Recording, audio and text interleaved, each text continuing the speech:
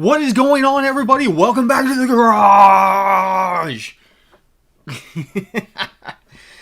Hey, everybody. Hey, all the people that are here already. It's good to see all the familiar faces. I think I scared somebody off. We went from 21 straight down to 20. Did I scare somebody off? Welcome back to the #1 live tuning show on all of YouTube. I have been sick all week. All week. For multiple reasons. Mentally sick. Sick.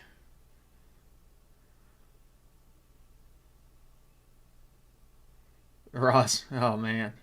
Yeah, too much. I am about to fall asleep. 2000 TA with Pro Charger, 10-pound pulley cams. Headers, yeah, me again. Have a 3-gauge pillar pod with boost wideband so far. Think I should do tranny temp gauge next. You don't need a tranny temp gauge for a 4L60. It's gonna break no matter the temperature. It's you, Michael. Fuel pressure is not a bad idea. I like to do fuel pressure so you can see fuel pressure whenever it starts to fall off to let you know if you're running out of pressure, because pressure determines everything on fuel systems. So, check this out. Oh, look at this beauty. Look at that. Isn't that tasty? So, we have an AEM Infinity.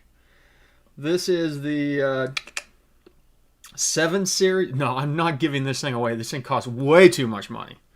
But we will be diving into it and checking it out. I have a sneaking suspicion that this is going to end up on the Cadillac. So, I think we're going to pull the Terminator X off the Cadillac. Throw the Infinity on there because it supports VVT for 4 cams. But, you want to talk about giveaways, make sure you're here next Thursday. Next Thursday is the 30,000 subscriber celebration, even though we're over 32,000. You guys see that? You see that? Yeah. I got a brand new Micro Squirt 3 that I'll be giving away next Thursday. Along with, we'll do a gift card to, Summit Racing or Jegs. Maybe a $150 gift card and a couple t-shirts. So, next Thursday, which is the 8th, we'll do an hour show with giveaways. Have fun. Maybe I'll take Friday off so I can enjoy cold beer. Danny, it can be for whatever you want, man. You can run meth on it. You can use it as a nitrous progressive controller. You can use it as a standalone transmission controller for a 4L60 or a 4L80. You can use it as a full ECM as long as you're fine going batch fire with wasted spark. For the money, it is one of the most powerful little things on the face of the planet. I'm really a big fan of the Micro Squirts. There you go. Need a 6-pack for an hour. Man, if you drank 6 of the beers I drink in an hour, you would be face down. Warren says, I suspect I'm getting false knock. Have you ever dealt with it? Yes. What should be my order of operations for tracking down the source of it? This is a good question, Warren. The easiest steps, obviously, are either up your octane, see if it goes away, or pull timing, see if it goes away. If you have 2 degrees of knock and you pull 2 degrees out and you still have 2 degrees of knock, it's a good chance that you have false knock. So, can a P10 in a 2002 Envoy be tuned with a wideband with MPVI2? Steve R asks. I mean, you can get a wideband that does the serial and use the serial to USB like a lot of us do. Or if the P10 has the EGR availability on the ECU, you could always bring it in through the EGR AC pressure. There's plenty of information out there for that.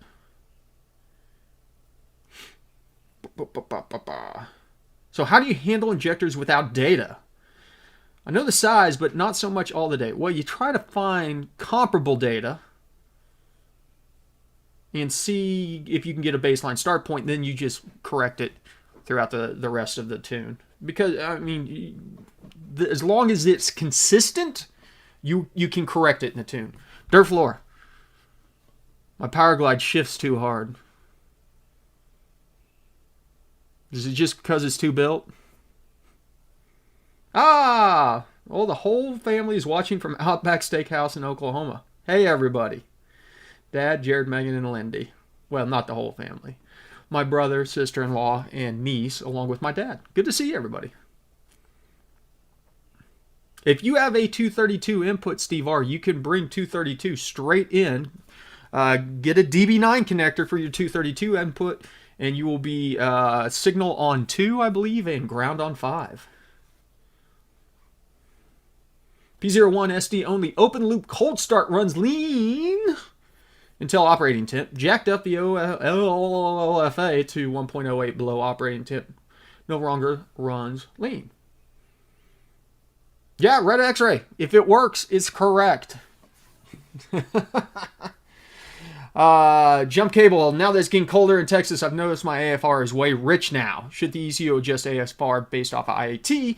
Jump cable. It actually, there is a blend. It is called cylinder air mass bias. Air temp cylinder air temp bias. Look underneath the airflow table, and it will be a number. Generally, it's in the 0.25 to 5 range. The closer that is to 0, the more it relies on the IAT. The closer it is to 1, the more it relies on ECTs. Now, ECTs have a place, but generally we find if we just force that thing all the way over to IATs, it responds better. Fella on the Facebook group asked about an issue where his torque converter feels like it's slipping on takeoff. 4L60 Gen 3. Well, 4L60. Has he tried up in the pressures? I don't know. What's going on, Wolves? Can you give us something like a to-do list when tuning? E.g. fuel, airflow, spark, blah, blah, blah. Well, fuel and airflow are the same thing. Same thing. So you want to do airflow, which in turn adjusts your fuel. So normally my list of things is to do mass airflow followed by speed density, then go back into dynamic, which is the blend of the two. Then onto spark. And then on a Gen 3, you're basically kind of done. If you're on a Gen 4, Gen 5, specifically Gen 5s, you need to get into torque and then transmission. Dumb question, Max 5. Can I put 150 jets in and dial the duty cycle back to 50% on fuel and nitrous so I don't need to change pills while working up? That's not a dumb question. That's exactly right, Brian. Just remember the 50% duty cycle isn't going to net you 50% of your jet necessarily, because if you were to look at solenoid duty cycles, the solenoid's technically considered closed below, say, 20% and full open above around 75 or 80%. So it is not necessarily a linear delivery, but you will be, you can do it that way and then dial it up. So.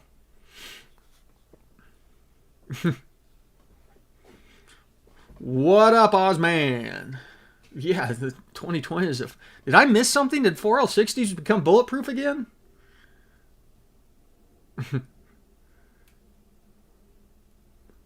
What car doesn't have a blow-off valve?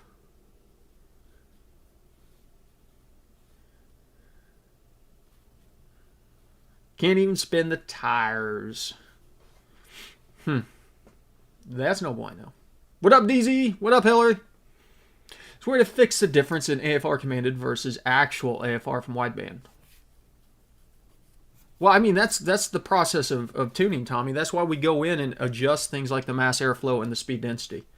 While we build that table, that error table that shows us our commanded, and then it's the wideband is our error, and it calculates the percentage and says, oh, you're 10% off, then we go in and take that 10% and apply it to our airflow tables.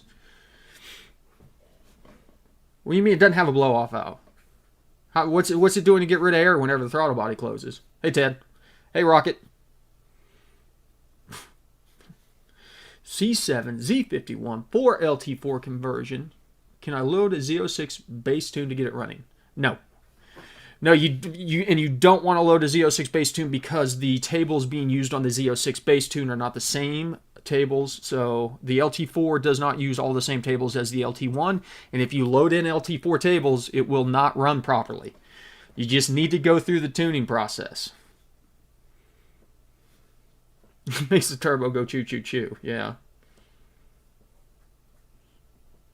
I heard that's real good on the seals too. I do have an exhaust leak. Could the knock sensor be hearing that? Probably not. I don't know, Warren. That's a good question. I don't honestly know. Knock sensors can pick up all kinds of crazy stuff. But I don't know that. I'm not going to say no.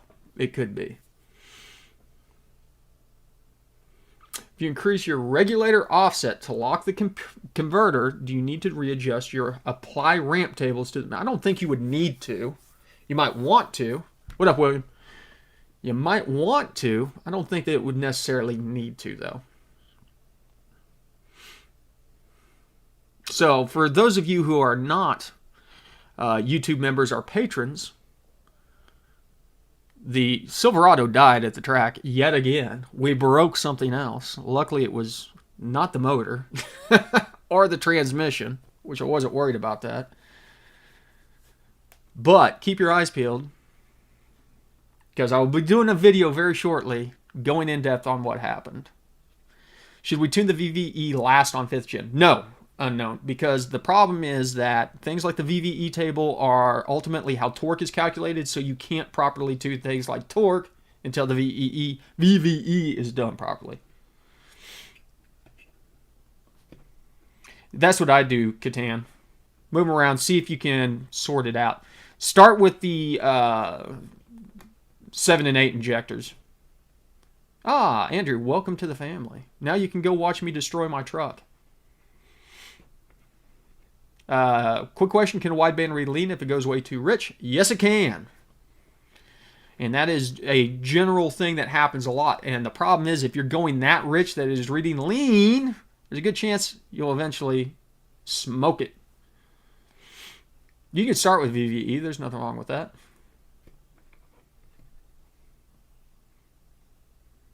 I'm living that 10-volt life in the Nova. I have a sneaking suspicion that rear end's not going to last long. Maybe I should just pull the one out of the truck and put it back there.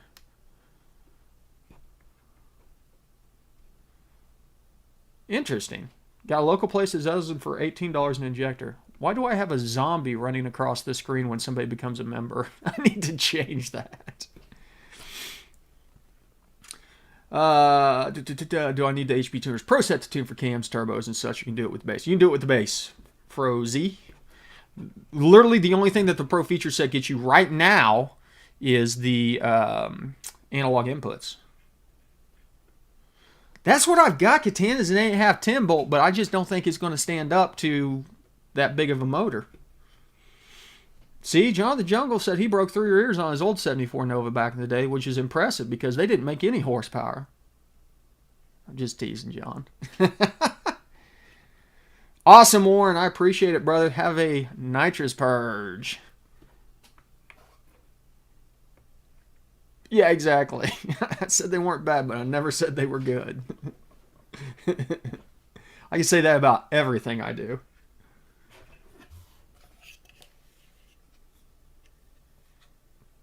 How pretty is it? This is a very nice ECU. I'm really excited. It uses like the factory ECU connectors on it.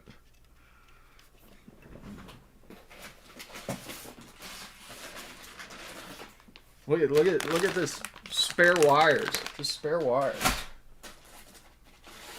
I literally received this today. Oh, it's got its own fuse box. Oh, as I make a mess. Ugh, look at those connectors. Got Deutsch connectors over here. Oh, so excited. Here's the best part. Here's the first line. This installation is not for the electronic novice or the PC illiterate. Exclamation point. Use a system with extreme caution. Oh, interesting. Do not you lose this code. Let's make sure I lose that right away. That is the Infinity 710, I think. I don't know what I'm going to do with it yet, though. Hemi rumble.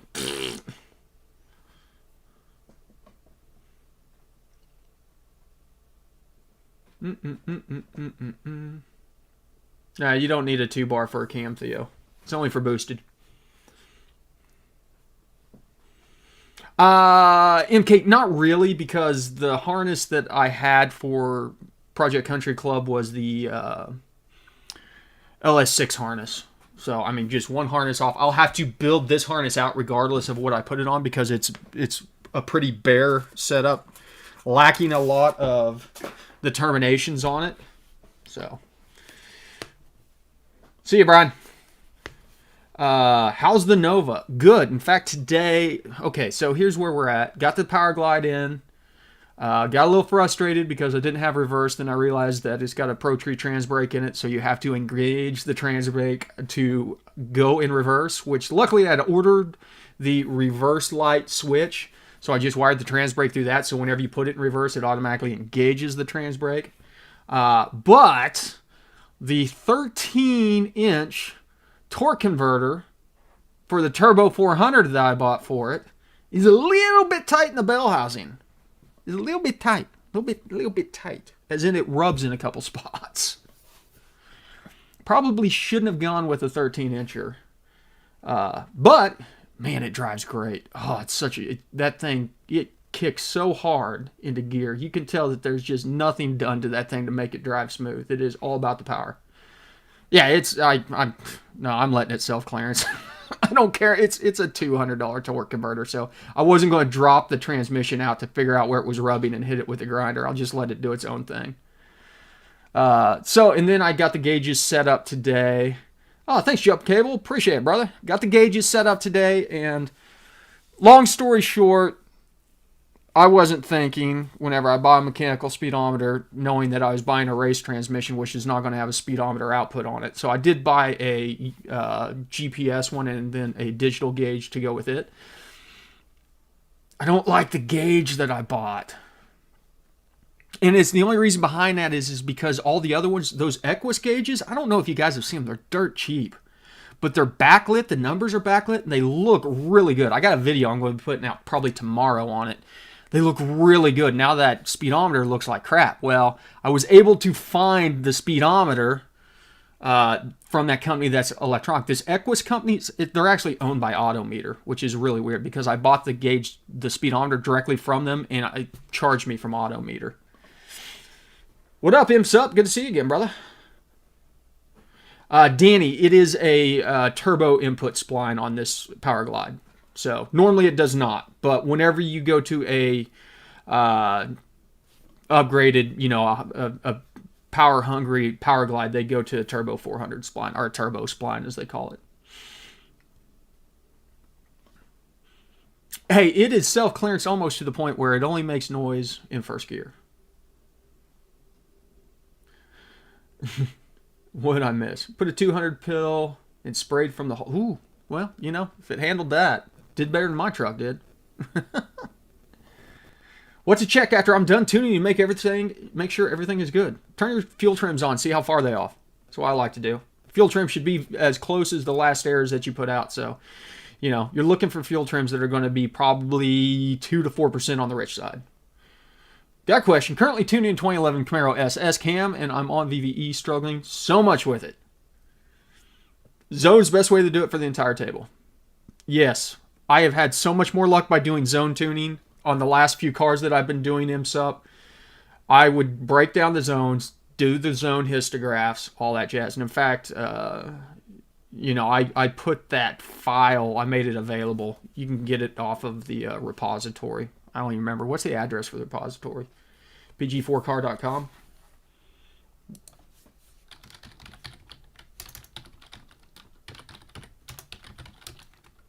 Yep. Go to pg4car.com. Nope, that is the XLR stuff. Where's the repository at? GoatRopeGarage.com. Tune repository. I agree. And zonesgraphs.xml. It is up there. It won't be exact for yours because that one's based on pressure ratio, but you can switch it over to manifold air pressure to make it work for your setup and your zones. Your zones are not the bad ones that I'm dealing with, I assure you. I've got a tune right now that I'm doing that's got some weird injector data. I won't get into it. We're getting it sorted finally. 350 from the hole, man. That thing was on 6 or 7 psi whenever I let go of the trans brake. We were making more than 350 from the hole. One quick question on the Terminator X on the base fuel table chart. How do you switch over from RPM kPa to RPM PSIG? You need to go into the units and change the units from metric to imperial, and that seems legit. If I can remember right. It's been a while. But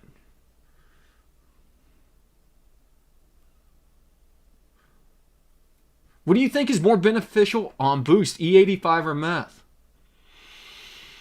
I see a lot of guys saying E85. I'd probably say meth, personally. I mean, you running E85, it's like about 110 octane. If you're running meth on 93, it's like 110 octane. So you're kind of in the same place. And E85 does a good job of cooling down the intake temperatures in the cylinders, whereas methanol injection is going to cool it off from where you're spraying it.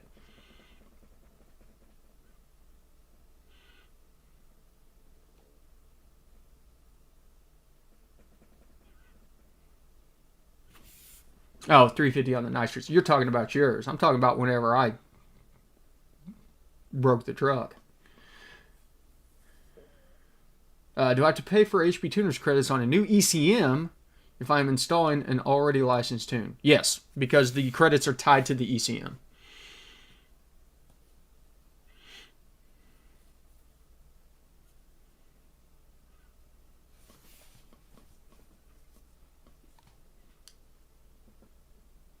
No, they're talking about methanol injection, not running straight methanol, Socrates. They're not talking like running alcohol.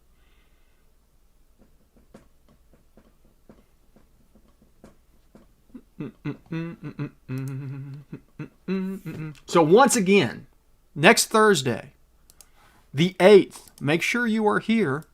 We will be giving away a Micro Squirt 3, $150 gift cards as Summit or Jegs, winner's choice, and probably a couple t-shirts. You don't want to miss it.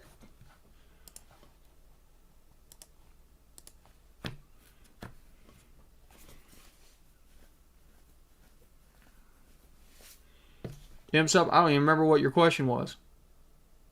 Yes, zones. Do it through the zones. I was saying that you can go to the tune repository on Goat Rope Garage and grab my zones layout. You'll have to change it from pressure ratio over to barometric. Yes, Rocket Rog, I was talking about this earlier on, right before you got on the live stream. In fact, cylinder charge temp bias, closer to 0 you are, the more it relies on IATs. Closer to 1 you are, the more it relies on ECTs. Generally, just zeroing them out is fine. Just let the IATs do the job. ECTs has a point, and I'll be honest with you, I think that may be one of those things where they can see some benefit from certain starting situations that might be emissions-based, but...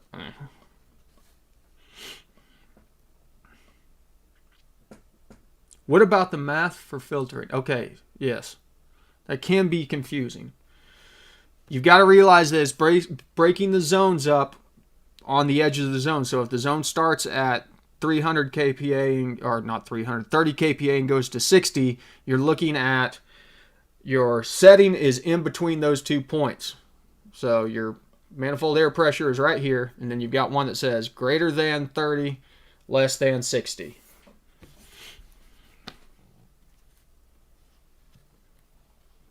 Roger that, John. Sorry to hear it, brother. Oil pressure issue. You've seen the evap not supported in the scanner after changing operating systems. I have not, Mark, but that doesn't mean anything. Somebody else here may know what you're talking about. Fuel pressure drop under wide open throttle. How much is acceptable? Starts at 58, drops to 50. You're fine. 50's fine. If it's bad enough that you can't meet your required injector requirements, you start to go lean, that's where it's going to be an issue. But 50 psi should be more than enough. So I switched to 0W40 weight from stock 520. My oil pressure is about 3 pounds higher at idle and runs as high as 71. Is that ridiculously high? I mean, yes and no. I don't think it's an issue.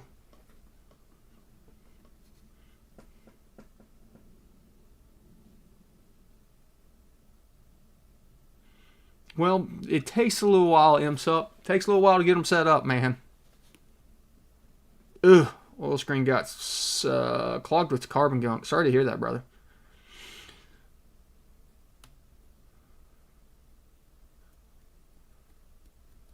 Your cam isn't giving you the gains it has advertised. How are they advertising gains on a cam? How do they know? Who advertises gains on a cam? Where'd you get your cam from? I want to know who you got your cam from. Bought a new harness for what, LSX? There you go. Kyle says the rule of thumb is 10 psi per 1,000 RPMs. If you get down into the 40s, you probably should be concerned. Above that, I wouldn't worry.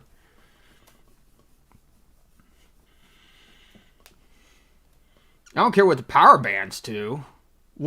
How were they advertising gains?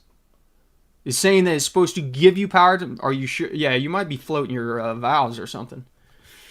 Been racing on cars for about 40 years since I was in grade school. Wish I got into tuning 10 years ago. Been binge watching your videos. Thanks for all the effort. Learned a wealth of info. Well, Steve R., thank you. Hopefully you're a subscriber. If you're not, what are you waiting on?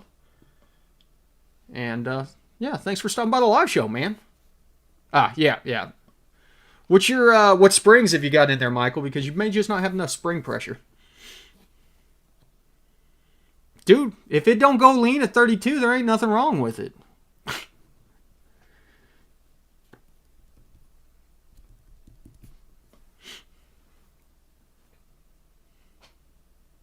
Oh, you're talking about oil pressure. We got too many pressure conversations going on.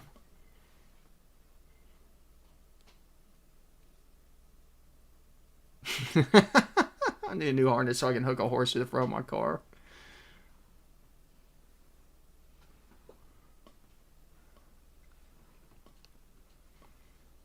'87 Buick Turbo T. LS2 East Coast Novi. Sweet. What'd you need a new harness for, though? You may have told me. I just don't remember these things. That and I've been under the weather, so I don't remember half the stuff I've done this week alone. Well, that's also true if they're advertising horsepower. I don't know that anybody would ever advertise horsepower gains on a cam because there's too many variables outside of the cam that's going to affect it. If you tuned a GM with 4 timing tables for the cam positions, there are 8 total for optimum spark, 4 main spark. Molten, what kind of GM are you tuning on? Sounds like a 4-banger. So how about some details of the Super Auto? I'll give you one detail. You know that new $1,600 carbon fiber drive shaft? I only brought half of it home. No NyQuil, unfortunately. How'd you come up with the name Goat Rope Garage? I'm from Oklahoma, and I grew up on a farm. Oh, yeah, now I remember LSX.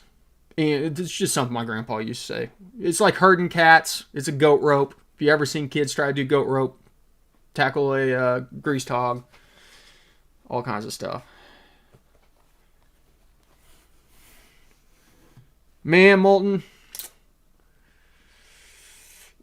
you need to log your timing and see which tables are actually affecting things. You might have to do some filtering across the tables. Could be worse. Could be a Mustang. Could have to filter across like 20 tables. But capture as much timing data as possible to determine where you're at on the different tables between the optimum spark and the main spark. And then another good idea is to tune them as one. So if you move one up 1 degree, go to the same zone in the other ones, move them up 1 degree.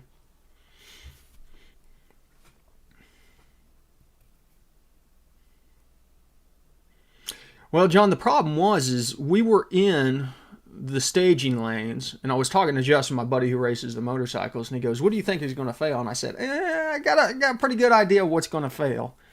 And so I went, popped the hood, and I dropped the two-step from 3,800 down to 2,800 just so we wouldn't be getting as much hit off the line. Whew, yeah, we got some hit off the line. If the thing if it would have held together for another foot or two, the front tires would have been off the ground.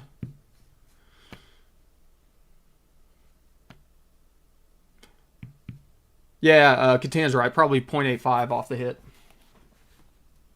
What about me driving into rabbit holes?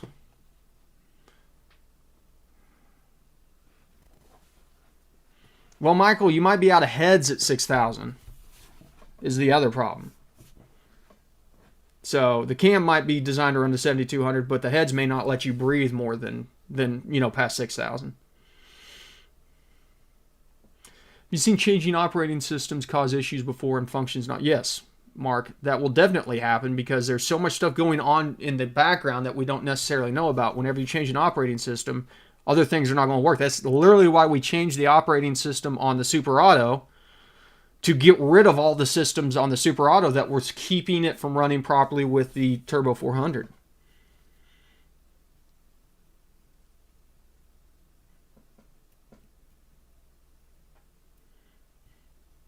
One to 14.7.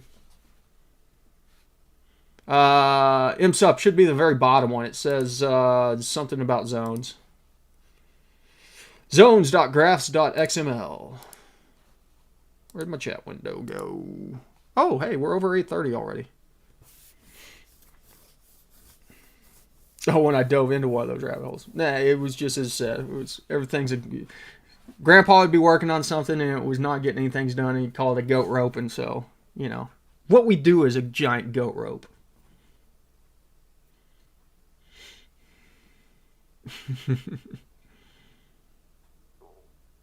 Well, it's meant for a 5.7 Eagle Hemi, so I don't think airflow to the heads would be an issue. Did you say what your spring pressure was? What springs you were running? I may have missed it. Either your springs are too soft or your heads ain't got enough. You said springs are upgraded. Match cotton cam's 270 phaser for my VVT. Ugh, why didn't you get rid of VVT? Here's the problem. You got VVT on there, which is based off of oil pressure. And you got springs that are not strong enough to keep the cam from going into VVT, which means the springs are going to float if you have an aggressive cam on there. Get rid of VVT. Lock that cam in, get rid of VVT, and then you can take it out past 6,000.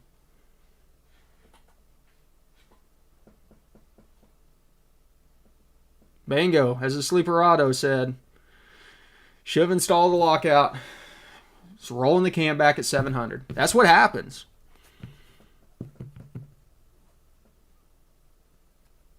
Andrew was right. Love the Lambda. Make it your own.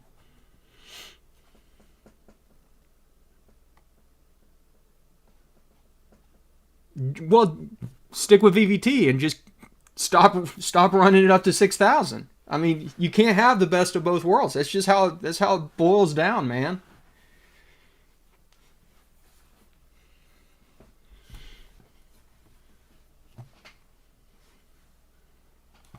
What do you want? Are you on a dual overhead cam car?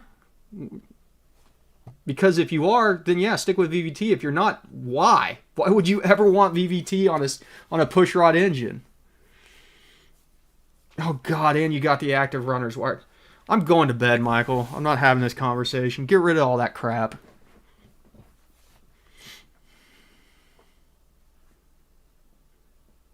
Gotcha, LSX type. BP Automotive makes the best standalone harness. I'll look them up. Philip, I don't have any. Is there anything specific that you want me to holler at them about? I offered to do some BBC testing on stuff. You know, they're more on LS stuff. They've been more than cool about wanting to send stuff. We're going to use some of their products on the Nova, obviously, but there's not a whole lot that we can use. Like, they don't make accessory drive adapters and stuff like that for the big block. So, but yeah, I got it. In fact, I got a battery relocation kit from them today or yesterday for the Nova, you know. Because, God, you can't beat ICT Billet. I'd go there, if I think that it is something they will have, I will go there first and search, because if they do have it, it's going to be cheaper than everybody else, and the quality is going to be better. So that's the big thing about ICT Billet. And then, half the times, I find out if I'm looking for something that I don't think they're going to have, they end up making it anyways. They have it. And I'm like, okay, I wish I would have known that before I bought the same thing, the same piece of crap, from somebody else at twice the cost. So one of these days I just need to sit through and just go through the catalog and look at everything, so I know everything that they make.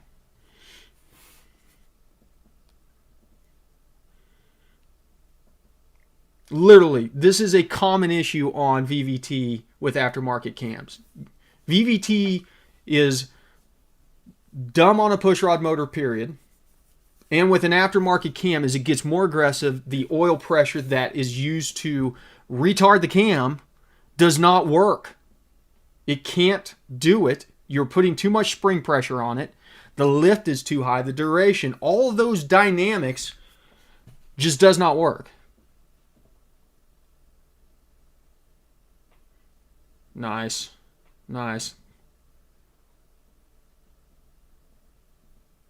As long as Josh, you're fine as long as you're not getting into coil bind.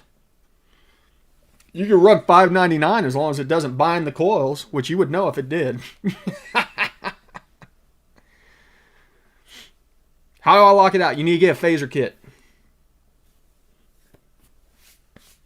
They should make a phaser kit to it. Basically, what it does is it goes in to one of the oil passages and does not allow it to move.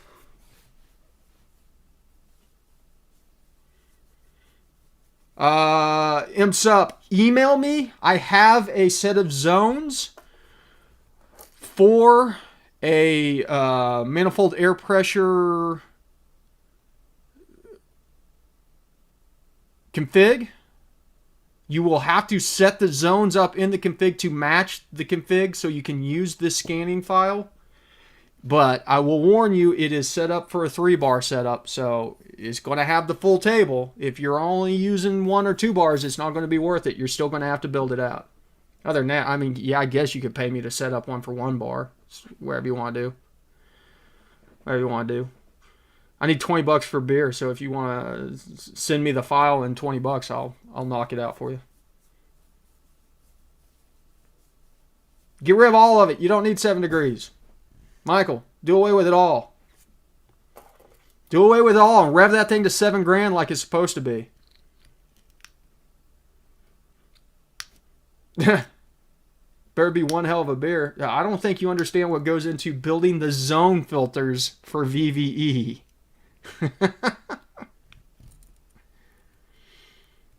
Yeah, man.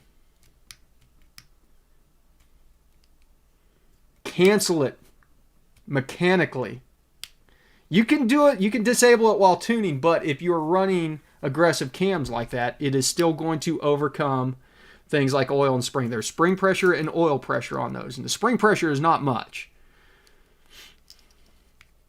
I don't think that they'll let you do that. Yeah, IMSUB, send me the file. I'll build one out for you.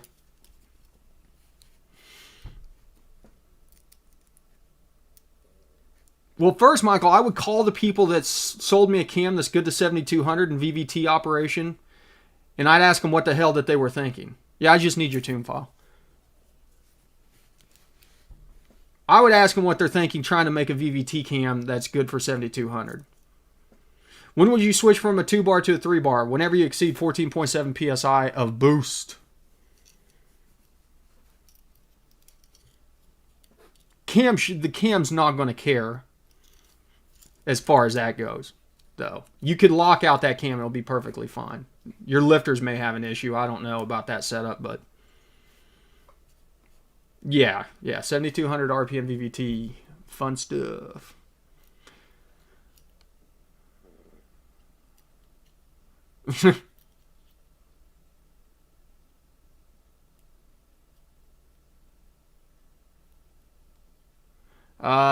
Delivered engine torque says 469. Engine says 1,700. Something's off. Yeah, so just send it to info Goat Rope Garage. Okay. It's 8:41. How'd you guys sucker me into staying on for an extra 11 minutes?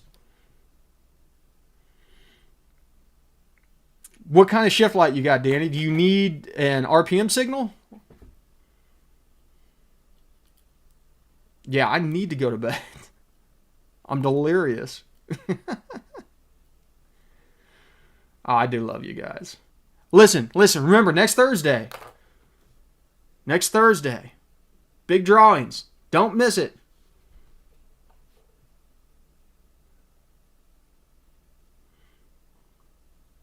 Yes, the VVT debacle. As I'm caressing my new ECU that I've got specifically so I can run VVT on my Cadillac. Different beast. Dual overhead cam V8s need VVT. Nice try, John. Nice try.